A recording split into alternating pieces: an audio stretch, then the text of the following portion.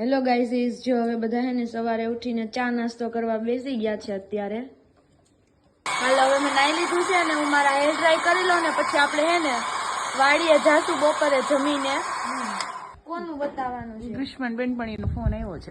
Mirror મેડમનો. જો મારા મામી છે ને અત્યારે અહીંયા કપડાં સૂકવે છે અને જો અહીંયા કંકુ પણ છે.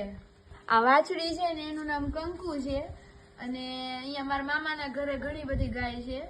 હવે અમે જમવા બેસી ગયા છીએ અને આજે જમવામાં છે છાશ, રોટલી, અડદની દાળ, ગ્રીન ચટણી, ડુંગળી અને બાજરાનો રોટલો પણ છે, પણ આપણે બાજરાનો રોટલો નથી ખાવો અને મામા ને મામી છે ને થોડાક લેટ જમશે. ચાલો હવે જો મામાની વાડી આપણે આવી ગયા છીએ. જો